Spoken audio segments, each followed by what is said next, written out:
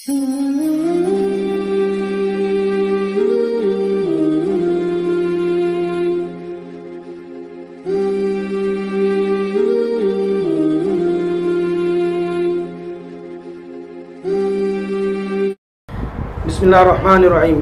اس سے پہلے تھا کہ یعقوب علیہ السلام جب ٹھیک ہو کے پھر اپنے بیٹے یوسف علیہ السلام کے پاس آئے، اب وہاں پھر کیا ہوا؟ حسن العاقبت ولم یشغل یوسف الملک العظیم عن اللہ ولم یغیرہ۔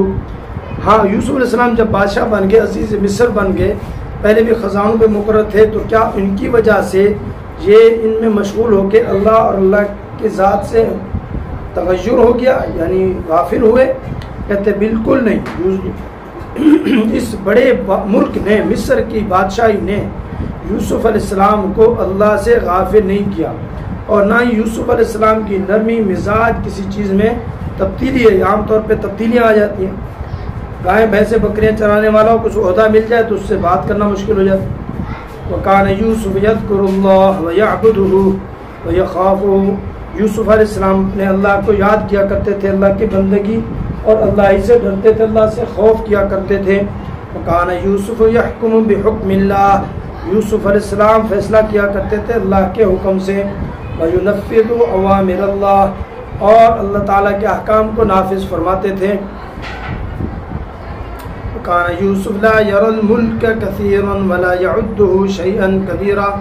فرمایا یوسف علیہ السلام ملک کو بڑا نہیں سمجھتے تھے کہ کوئی بادشاہی ہے، یہ کوئی بڑی چیز، ایسا نہیں، اور نہ ہی اس کو بڑی چیز شمار کیا کرتے تھے۔ وَكَانَ يُوسُفُ لَا يُحِبُّ أَن يَمُوتَ مَوْتَ مَلِكٍ وَيُحْشَرُ مَعَ الْمُلُوكِ۔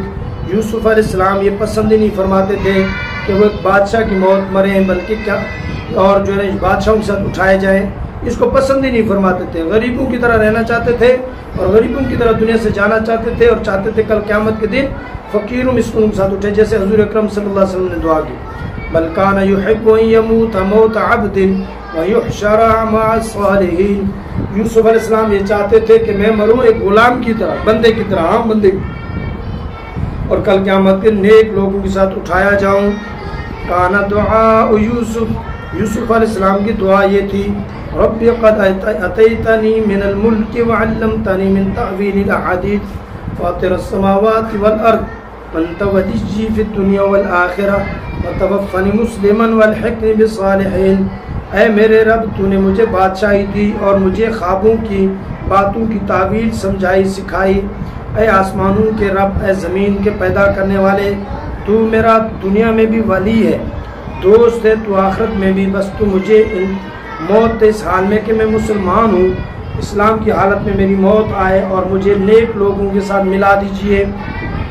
وَتَوَفَّاهُ اللَّهُ مُسْلِمًا وَأَلْحَقَهُ بِآبَائِهِ إِبْرَاهِيمَ وإسحاق ويعقوب صلی اللہ علیہ وعلی نبینا محمد صلی اللہ علیہ وسلم وعلی نبینا وسلم۔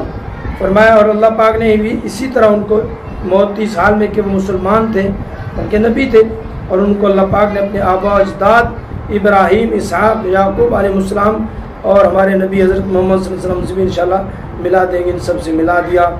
یہ تھا ان کی نیکی کا نتیجہ، یہ تھا ان کا امانت داری اور نرم مزاجی کا نتیجہ، اور یہ تھے امانت داری کا نتیجہ، یہ ان کے تقوی، بزرگی اور نبوت کا یہ بدلہ ملا کہ اللہ پاک نے ان کو بہترین موت اور بہترین مزاج کے نبی کا ان کو اللہ پاک نے جو گویا کہ ایوارڈ دیا۔